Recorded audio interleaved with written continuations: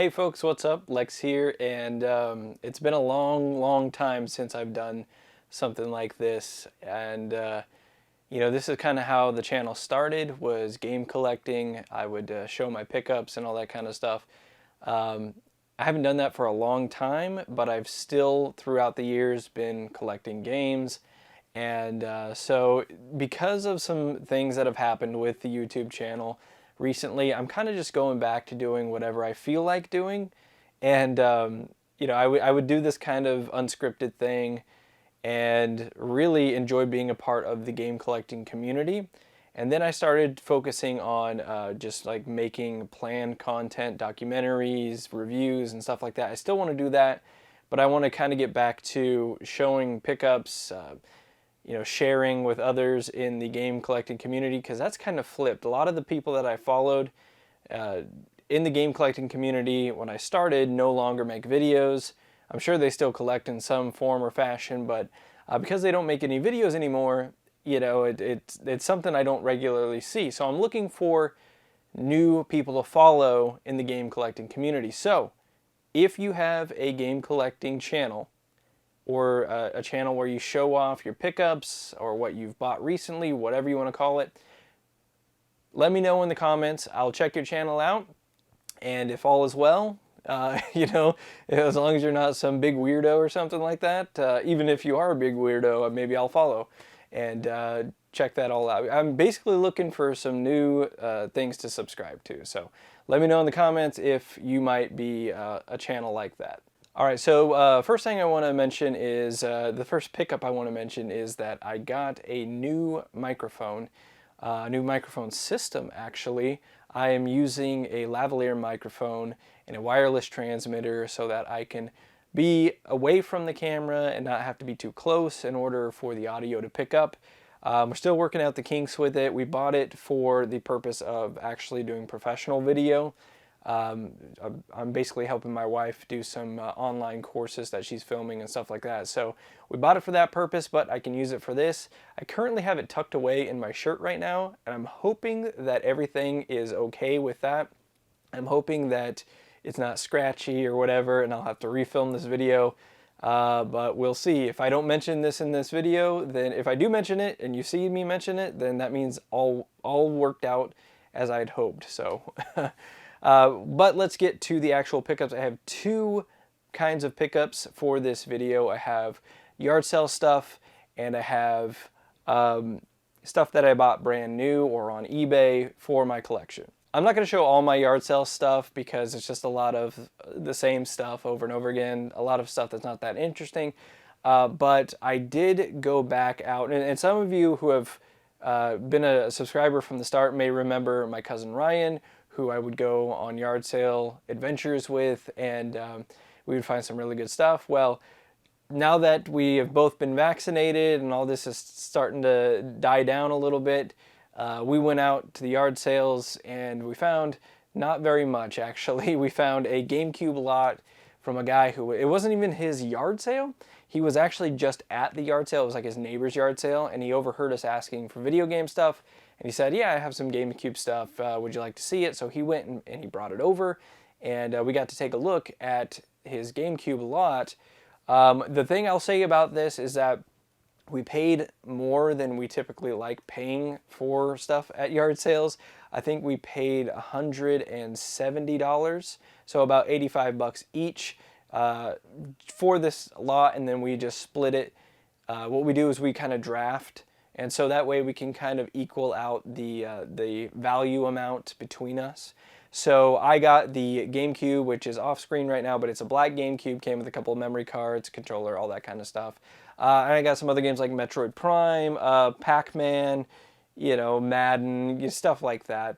Mario Kart Double Dash, it was just the disc only though. I'm going to show these three because these are the ones that I plan to probably keep in my collection.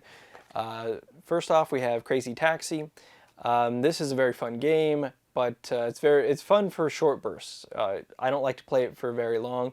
Mainly the soundtrack is what we're going for here with Crazy Taxi. Still a very enjoyable game though, And I like the case. I like how it's all yellow. Yellow is one of my favorite colors, so it's a little sun faded there on the side. But otherwise, in pretty good shape. Disc a little scratched. Oh, and open that up. It does have, I got to get used to this, I'm rusty. It does have a case, manual, disc, all that good stuff. Put that off there. This one I've been actually waiting for a long time to add to my collection. I'm not a huge GameCube guy. I'll be honest with you. I kind of really don't like the GameCube. And a lot of it has to do with the controller, just the way the buttons are placed. It doesn't feel natural to me. And real quick, I want to do like a kind of gaming history video where I kind of go back through my gaming history and when I came across certain consoles. But back when the PS2, GameCube, and Xbox were out, I wanted a PS2, and I eventually got a PS2. And I had a brother who was about 9 years younger than me. He wanted a console as well, and he wanted a PS2 also. And I said, we have a PS2 in the house. Why don't you get a GameCube that way we have something different? So I told my parents, don't let him get a PS2 because we already have one. In hindsight, like, I probably should have just let him have the PS2. That way he could have his own and wouldn't have to play mine because I probably wouldn't let him play that often. But he got the GameCube, and this was one of the first games that he got with it, and that's Super Mario Sunshine. I've been waiting for a long time to add this to my collection. It's actually one of my favorite Mario games. I know a lot of people don't like this game. It's very difficult. It's kind of annoying. But I love the way it looks. I love the scenery. The beach motif for this game is excellent. It just blew me away, really. And nothing else on the GameCube really wowed me as much as this first game that we played on it. And ever since, I've been waiting to add it back into my collection. And see the back there. And bad thing about this, no manual. And the game is kind of scratched, but it plays. I tested it, it works. So that'll go into my GameCube collection, which is up here, which is out of view. I'm not going to show it and talk about it very much right now, but the big thing for me in my GameCube collection is Chibi Robo. And it's one of the coolest games for any system out there, and it's gotten really expensive lately. I think it's up to $200. Something like that. It's crazy, but if any game's going to be $200, it should be a niche game like that. It's kind of, you're a little robot that's cleaning a house. It's a really cool. They made a couple of other games. Anyway, I won't go on with that. Maybe for another video I'll save that. But the other game I want to talk about, last GameCube game I want to talk about here, is another GameCube game that I've actually been wanting to play. I played it for a little bit. I need to play it a lot more, but that is Geist. Such a cool premise. You are basically a ghost possessing soldiers, and that's how you play through the game. It was published by Nintendo. I'm a little surprised that this isn't more. It's a horror game. It's published by Nintendo. It's a GameCube game. This game only goes for, it's kind of all over the place. I've seen it go for 20, 30, 50, 80. It's kind of all over the place right now. But I'm actually very happy to get this because it's one of the few GameCube games that I've actually wanted in my collection. Like I said, not a huge GameCube fan. Bad thing about this, also, no manual. I don't know what happened to these guys' manuals, but it's kind of sad. Game's a little scratched up too, but again, it plays. All right, and talking about the yard sale pickups from this past weekend, when I'm filming this, I went out by myself and found a church sale. And I actually have pretty good luck at church sales. So if you see a church sale, don't be like, oh, it's a church sale. I don't, check it out. It might have some great stuff. I found Shining Force 2 on the Genesis at one time. And at this one, I found a couple of games here. Some I'm not going to show. I found a lot of Xbox 360 games, $5 games like Crackdown, Assassin's Creed, Far Cry 3, stuff like that. So I won't show all that. But the ones I will show, Wii Sports Resort. This is about a $30 game these days, and it is complete. I don't know if I'm going to hang on to this one, but oh, the other thing is I got all these games for $1 each. That's how much they were charging at this church sale, $1 each, which makes the last game I'm going to show a pretty good find. Again, $1 for a $30 game, pretty good find. This one I'm going to show, you might be saying, why are you showing WCW Nitro? That's a dirt cheap game. Not a very good game either. If you're a wrestling fan, you know this is not a very good game. I have nostalgia for it because I played it a lot as a kid. I learned the button combinations. I unlocked the secrets. It's actually a pretty cool game. It's not a great game. I'm not going to say that, but it is a pretty cool game. The reason why I'm going to mention it, though, is if you open it up, you'll see... Let me kind of fix it here. There we go. You'll see it says WCW Nitro on the disc. Okay, nothing special about that, but let me grab the copy that I have off the shelf here, WCW Nitro, black label. Open it up. The disc is different. It's the Giant, and he's looking down, and he's got this grimace on his face. Let me see if I can get that in focus there. And so there's a variant for this game, and I can't find much on it. I know people know it exists. I don't think it makes the game that much more valuable or anything. Maybe like $5-10 more. But there's a variant for this game. So if you're gonna be a complete PS1 collector, then you probably have to look at WCW Nitro and see that there is a variant. I just wanted to show that off. Kind of weird, I know. All right, moving on. More from that church sale. I found Tiny Tank for the PS1. Don't know much about this game, but it's a $10 game. So. And then finally, the game that was the big find of this sale and of this past weekend. And I love finding games like this that I don't see very often. It is No One Can Stop Mr. Domino. This is a 3D strategy puzzle game, and I've never played it before. I still haven't played it yet. I haven't tested it out yet, but it is complete. You open it up, you've got the advertisement for Warzone there, which was my most anticipated PlayStation 1 game ever, and the whole reason I wanted to get a PS1 in the first place. And then the disc on this, though, is really good. I don't know how well you can see that. You can see my lighting rig back there and my camera, but it's a really good shape. The whole thing is in really good shape. It had some tape on it, but I was able to peel that off, cleaned it up. And so this is a $40 to $50 game. So got that for $1. Nice add to the collection. I don't know if I'm going to be keeping it. I'll play it, see if I like it, and then go from there.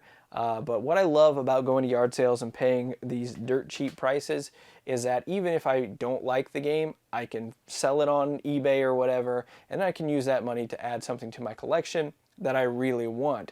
Speaking of which, I have been doing some spending, if you will, because I've been making some money on eBay. Then I turn around and add what I want to my collection. And so I am a huge fan of Rune Factory 4 Special on the Switch. I wanted to specify that because I've never played the other Rune Factory games. I've actually now played a little bit of a few, if that makes sense. But what I wanted to do was I wanted to collect Rune Factory games. So I went ahead and got Rune Factory 1 for the DS. Complete. This was, I think I paid about like $35 for this, $35.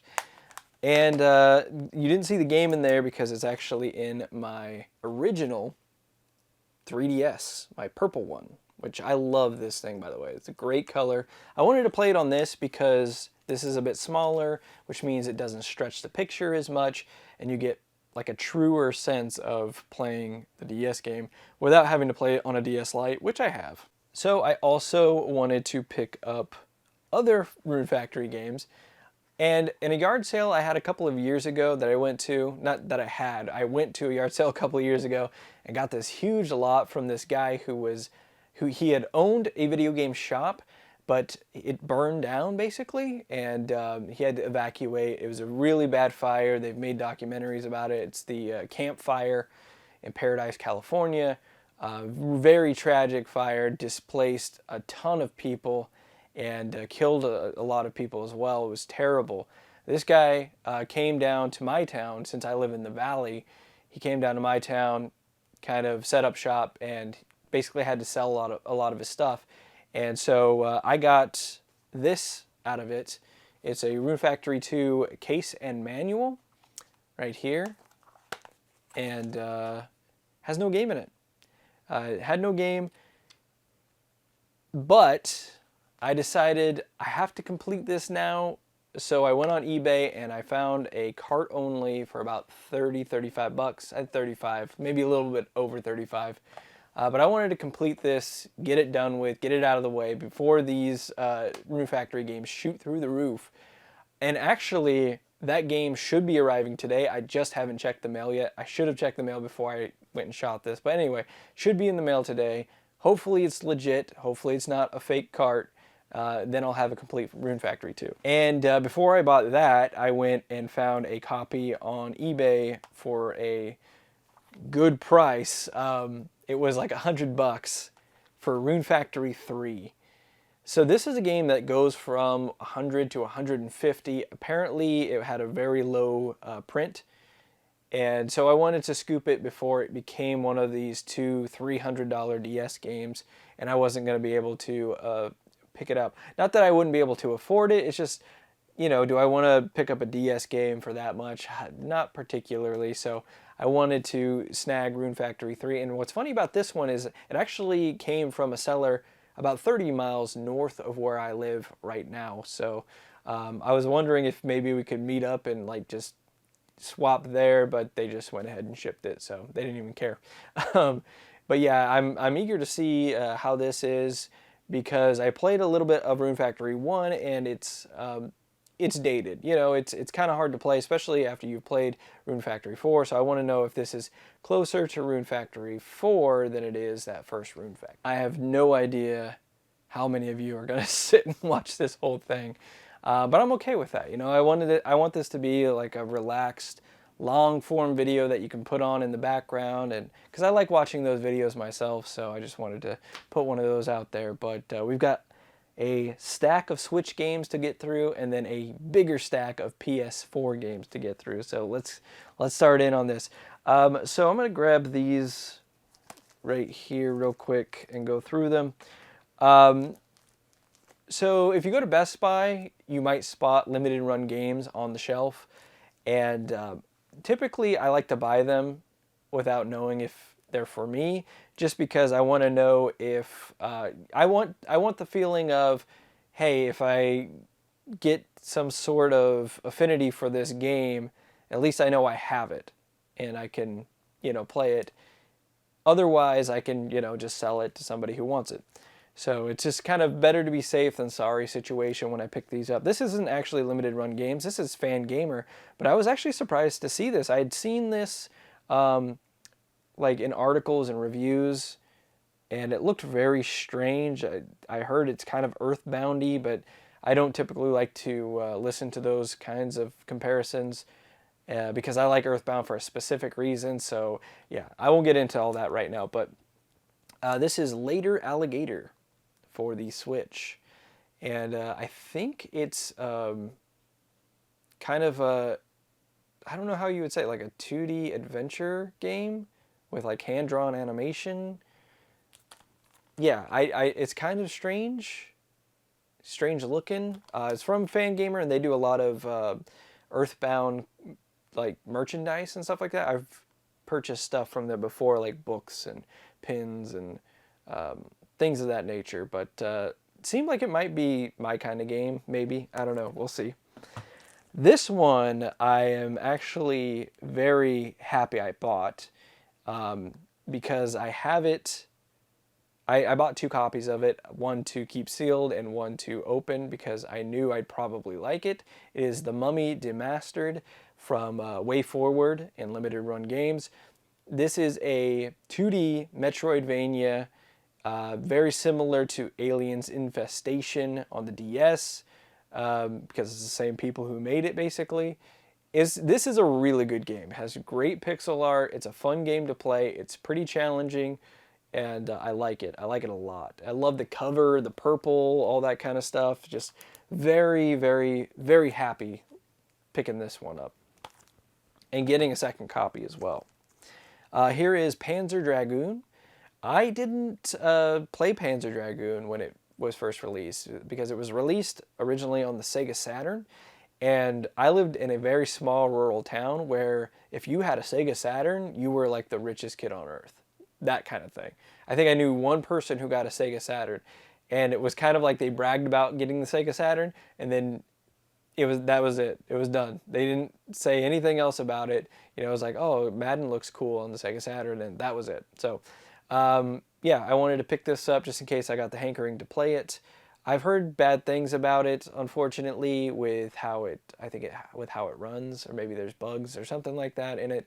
But this seemed like a pretty cool physical Switch game to have, so I wanted to pick that up.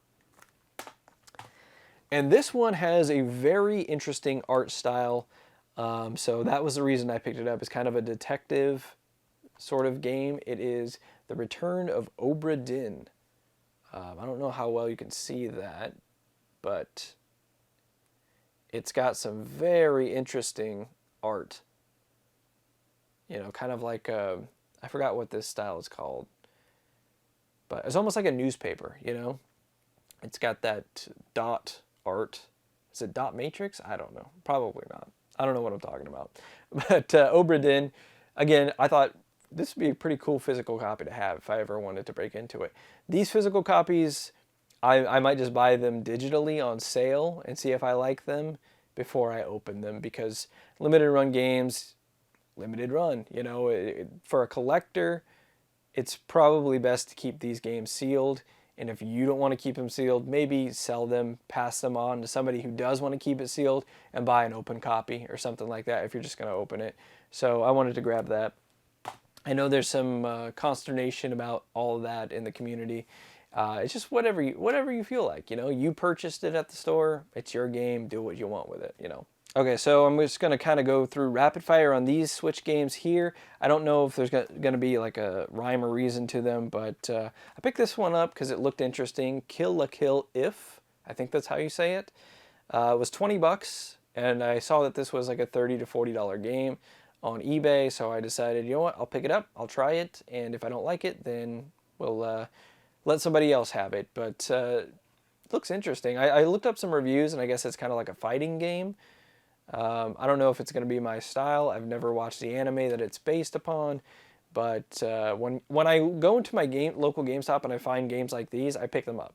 Like, usually I don't even care if the reviews are bad or whatever, because it's worth a shot. Plus, GameStop has a 7-day return policy and all that kind of stuff, so it's better to be safe than sorry. In fact, I kind of wish I picked up Disgaea 1 Complete at GameStop when it was 20 bucks, because now it's like a $40 game there. So lesson learned. Pick them up if you have the chance to. This was a gift. This was a Christmas gift, I believe. So was it a Christmas gift? This is a gift. Yeah, it must have been a Christmas gift. So this was a gift from a long time ago. I still haven't played it yet. I played the demo, so I know I like it. But I asked for this, and it was gifted to me. It's Trails of Mana. And yeah, I like it. It seems simple, great artwork. I also have the collection of Mana, so I think I want to play through that first and then play the remake here. But figured this was a really cool pickup. You can get it pretty cheap. You can get it for 20 bucks most of the time. But it seems like a pretty good thing to have in the collection. I just like the art for it, you know. Nice thing to have up on the shelf. So this I'm actually going to save for when I talk about the PS4 copy. So we'll save that. Here is something that I really got into last year. And now I'm hooked on the series, and I got to have it all. So I'm collecting for this series as well. It's Atelier Ryza for the Switch. This is also available for PC and the PS4. Love this game. Love it. It's an RPG with crafting elements. It's more crafting than RPG, really. You're making items to use in battle. You're making items to progress quests. It's all about making items in your atelier. The atelier is kind of like your workshop. And you play as Ryza here. Let me get that up close. So that's Ryza there.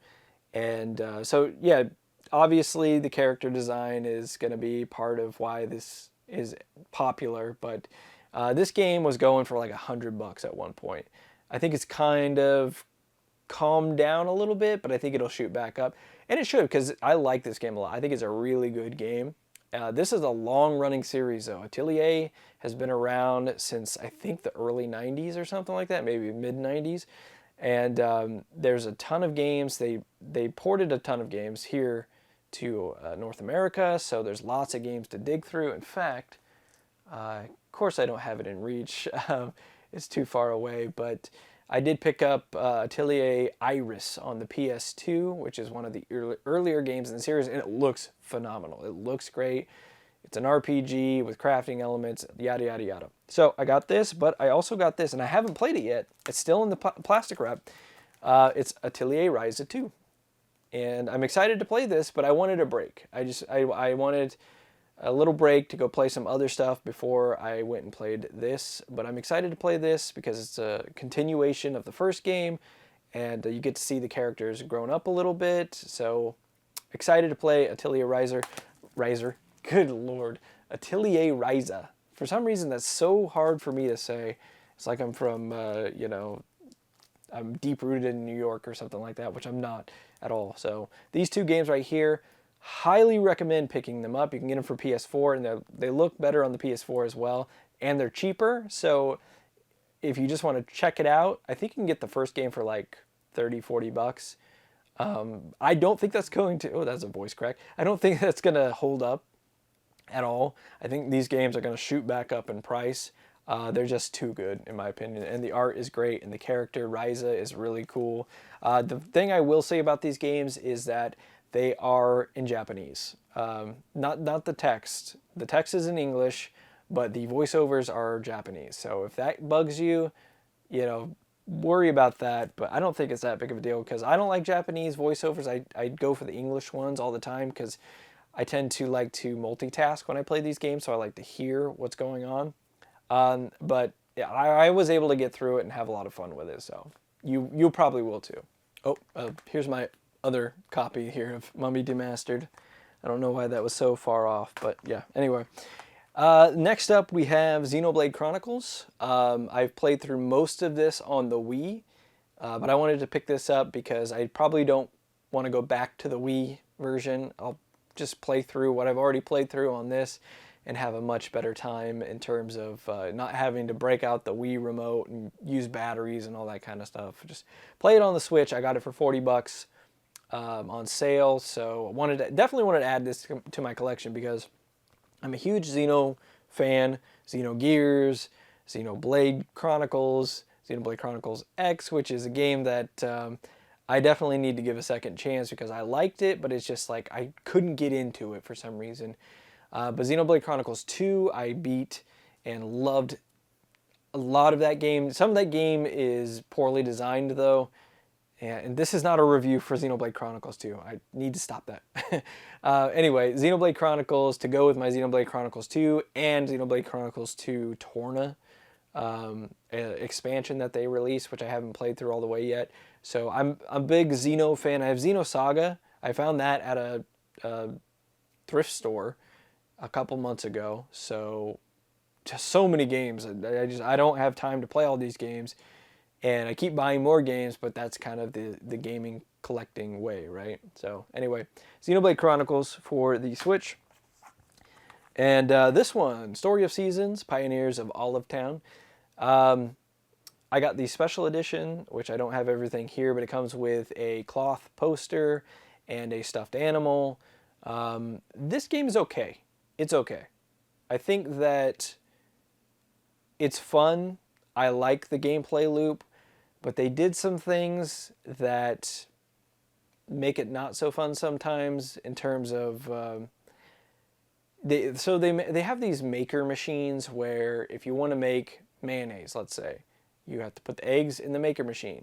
That makes sense, but they have like a maker machine for everything almost, and so you have to have a bunch of maker machines on your property. They take up so much space. I think they're genuinely not well liked by the community. I think that was a big point of contention for this game.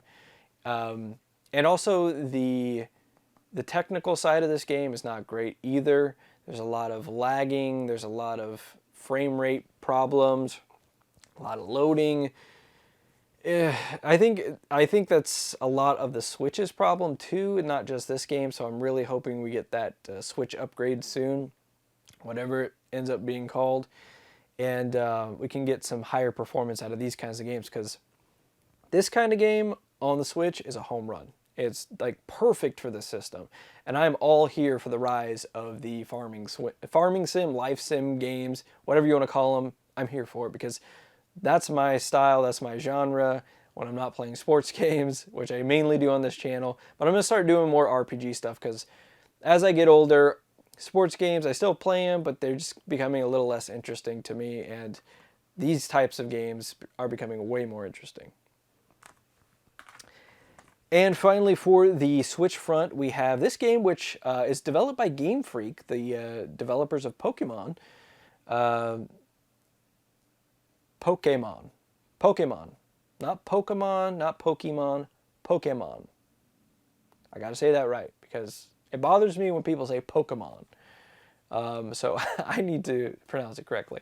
It's a little town hero for the Switch. Now, I've heard bad things about this. Bad things about this. And I think some of that has to do with this not being a Pokemon game. I think people who are Pokemon fans in general want Game Freak to do Pokemon games, right? And when they do stuff like this, that means they're making less Pokemon games.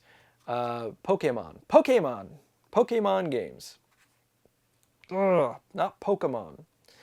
Anyway, I played a little bit of this and I really like it. I can tell it's not the greatest game. The combat is a little long-winded. It's kind of like a card battle game. So like Hearthstone meets Mario Party, because you're going around a plot of land after each turn. It's kind of crazy. I like it, but you can tell it's very much, we came up with a combat system that's kind of different, and we're going to build a whole game around it, instead of we came up with an idea for a story and we're going to build the combat system around that. You know, if that makes sense. The story doesn't seem very interesting.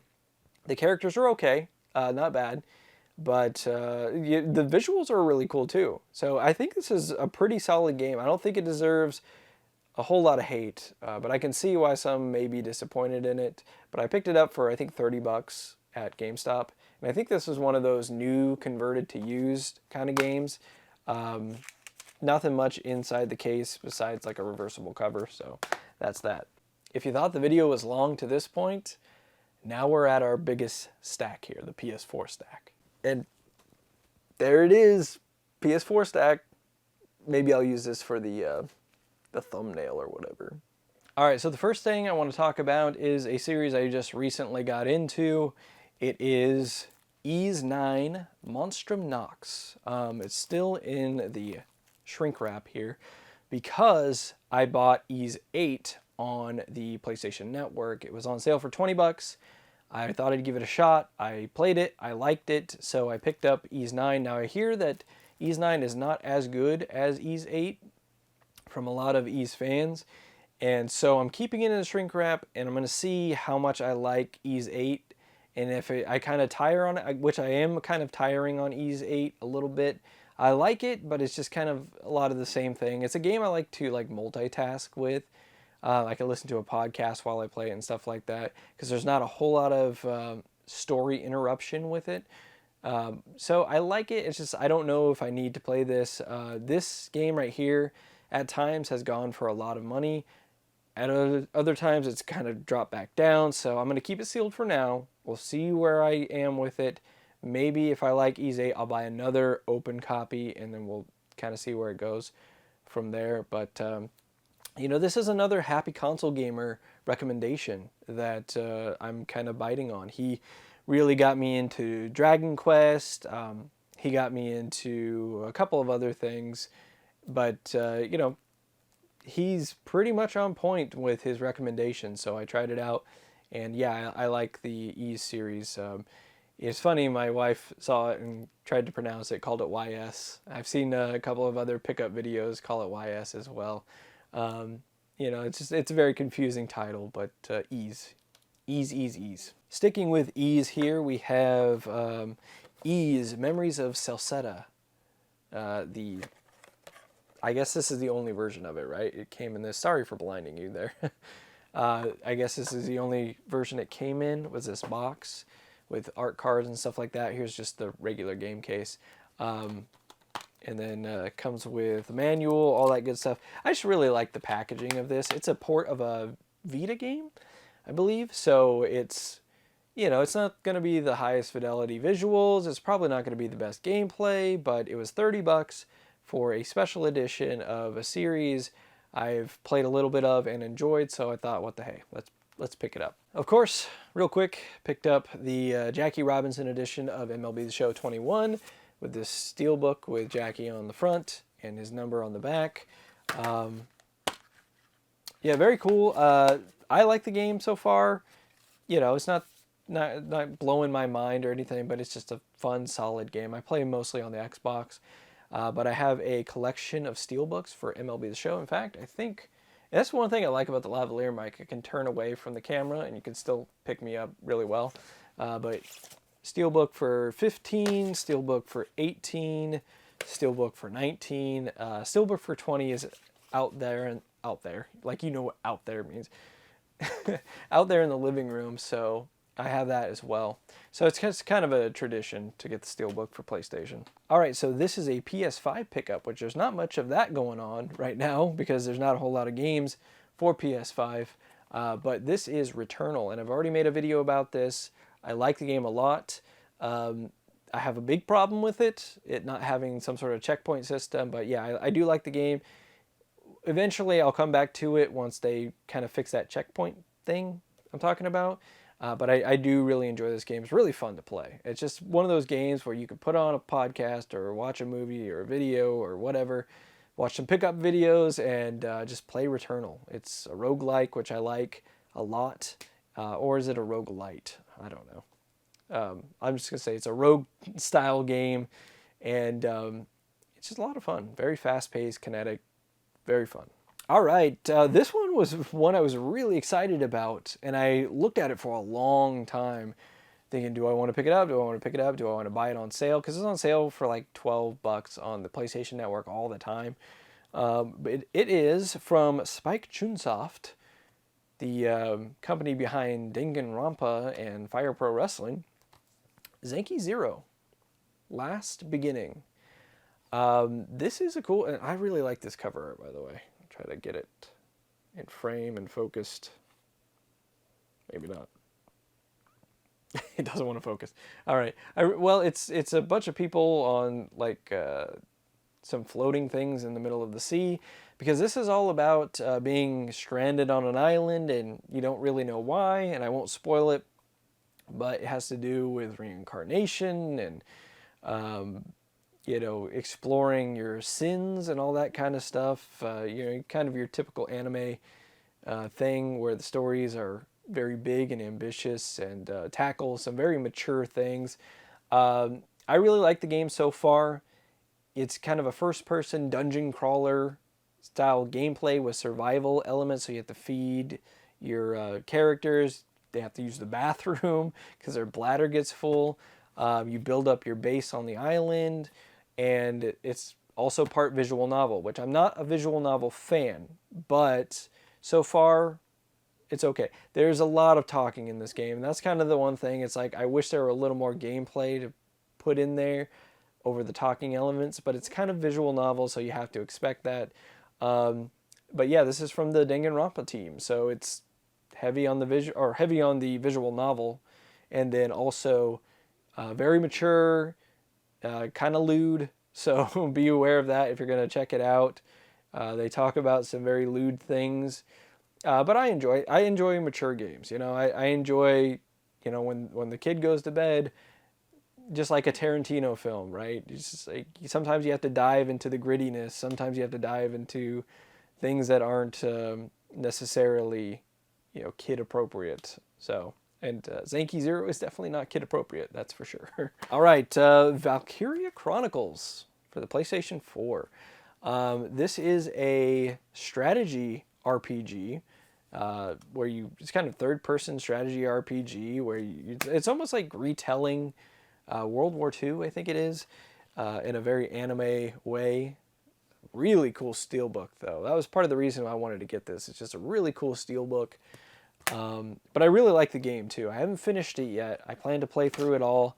They didn't release 2 or 3 here in North America, I don't think. But they did release 4. Grab that right there. And that was the other thing I was holding on to, was Valkyria Chronicles 4 for the Switch. So I bought this. It comes with the skins, too, for the Switch. It's got a little dog on it. Kind of cool. But yeah, I wanted to snag this before it got expensive or anything like that. These games typically aren't expensive. You can get them 20, 30 bucks, maybe even less sometimes. So I highly recommend them for how cheap they usually are. They're really fun games. If you like strategy games, 100% check out Valkyria Chronicles. All right, moving on, we've got Tokyo Xanadu EX Plus. So the reason I picked this up is because this is from Falcom, the same people behind the series I'm going to talk about here probably at the end of the video that I've really attached myself to, and that's the Trails of Cold Steel series. So this is from the same people. It's more action-based, it's not turn-based, so you're running around a dungeon and attacking things and stuff like that, but it's got the same visual style, it's got, you know, same kind of story elements to it. It's got some of the same characters in it, though I guess they're alternate world of their characters in Trails of Cold Steel. I don't know if I'm explaining that very well, but I wanted to grab this. I saw it at my local GameStop, 25 bucks. I got it for cheaper because I had coupons and stuff like that, but 25 bucks for this. Is this a game that's going to shoot up in price? I don't know. I don't think so. Generally, you can find it pretty cheap, so I wouldn't think so, but I don't think a lot of people have heard of Tokyo Xanadu, so I wanted to snag it and see how I liked it. Still haven't played it yet, though, so I don't know when I'm going to get to it. Probably not till after Trails of Cold Steel, which I'm still maybe 200 hours away from finishing, so there's that. So this game right here, I wasn't anticipating, and then it came out, and I was seeing reviews and people playing it, and then I was like, oh, that's kind of my style of game. And I picked it up, and I played it for a while. And I like it. It's kind of one of those games that doesn't really excel at one thing in particular, and that's Sakuna, Rice of Ruin, or of Rice and Ruin, excuse me, Sakuna of Rice and Ruin. I call this game Sakura all the time. I mess it up, but essentially what this is a 2D brawler mixed with a farming sim. And unfortunately, neither of them are great. I don't think the fighting is great. I don't think the farming is that great. They're both okay. So to have both in one game is pretty cool in and of itself. So it's not my favorite game ever, but I do like it. I do think if you can find this for a cheap price, maybe 20 bucks, 25, check it out. If you like farming sims, or if you like fighting games, brawlers, 2D scrollers, or whatever you want to call them, there's some value there. This is a very chill game. Even when you're fighting, it's kind of a chill game. Just be aware that it doesn't do any of its parts really that great. So, all right, so we've come to the end of this video finally, and I've got this series here. And I've picked up a lot of these over the past couple of years, I would say. Maybe the past 2 years, I've picked these up and played through some of them. Not all of them, but some of them are recent pickups. So I wanted to put them in the video all together. So I've got these two here, which is Trails of Cold Steel 1 and 2 for the PS4. Steelbooks, very cool looking. Look at that. And those lights, that's awesome. I am a sucker for steelbooks, in case you don't know. But these games, let me tell you, if you are into turn-based RPGs, if you're into anime, these are must-play games. Must-play games. I'm not a huge fan of linear stories, and I love this, which should tell you something about how good this is. The way they build the world. And not only that, but the world they build outside of this game on top of it. Because this series spans other games as well. There's the Trails in the Sky series that you can play on PC that directly connects to Trails of Cold Steel. It's just an expansive world with tons of references. The more you dive into it, the more it rewards you for being a lore hound, if you will. And the story is fantastic. It's really cool. It's got mechs in it. It's got magic. It's got military stuff, strategy. It's just such a cool series to play through, and I feel like it's very underrated. A lot of people don't want to dive into it because it's hard to start in the middle of it. Like, I would definitely not recommend starting at the second game or the third game or the fourth game. Try Trails of Cold Steel 1 if you can find it for a good price. When I bought that Steelbook version, which comes in a box with a couple of other things, that was, I think I paid $50 for it, around there, $45, $50. Now it goes for, I think, closer to $100. So I was able to get it when it was somewhat cheap. So it might not be in your wherewithal to go and just snag it and try it. But it does go on sale on the PlayStation Network and PC digitally, so I would recommend trying it then. It's a long game. I think the first game I spent 120 hours on it, and that was partly because I was very new to it and still finding my way. The second game, I was a little bit more efficient. I think I spent 80 to 100 hours on it. But yeah, they just all these games connect with each other. They pick up right where the other one left off.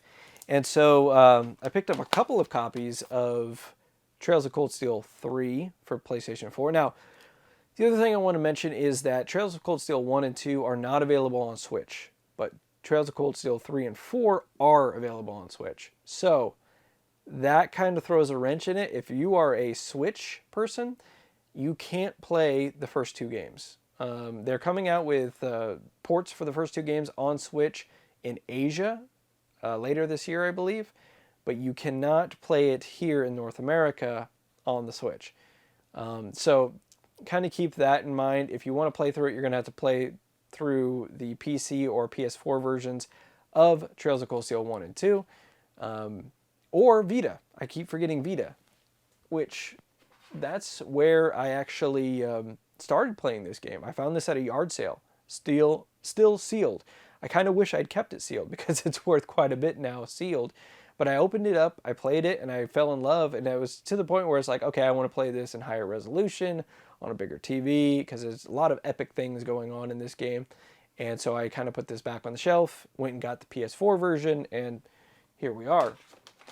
Now I'm playing through Trails of Cold Steel 3 right now. I don't like it quite as much as 1 and 2. I don't think it has quite the same charm as 1 and 2, but I still need to play a lot more because I'm only like 5 hours in. So keep that in mind. I bought 2 copies of it because I bought it on GameStop, and apparently they were supposed to be brand new, but when they showed up, one was just in some sort of sleeve, and then the other one here, it just has that sticker on it. So they're new copies, but they opened them to put on the shelf. So I didn't get quite what I was thinking I was getting, but I'm going to hold on to that because these games are shooting up in price.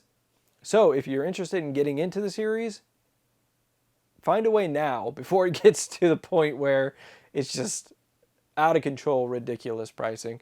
And then I picked up Trails of Cold Steel 4 on launch. So I got this on launch. Maybe shouldn't have done that. Probably should have waited because I wasn't ready for it yet.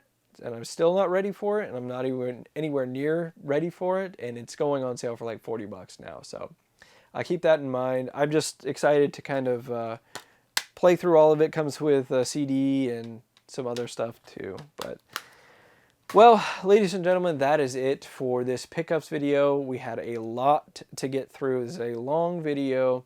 I'm winded. I haven't done this in a while. I'm rusty. My throat hurts now from talking so much. But I hope that you enjoyed just kind of putting this on in the background and seeing what I picked up. And, honestly, I'm glad that I'm doing this kind of stuff again, because this is what I like doing. And, YouTube can be pretty harsh sometimes with delivering your videos to your subscribers. And lately, I've kind of been feeling the effects of that. And so, if you do want to see my videos and you don't want to leave it up to YouTube to decide if you see them or not, click the bell, the notification bell. That'll alert you to when a new video pops up, and you can give it a watch or whatever. But anyway, like I said, if you've got a channel of game collecting and you want me to check it out, put it in the comments below. You don't have to put a link or anything like that. Just say, hey, I have one. Comment on anything in the video, or comment on what you've picked up recently, or whatever it may be, and I'll check out your channel from there. So anyway, that does it for now. Until next time, this is Lex signing out.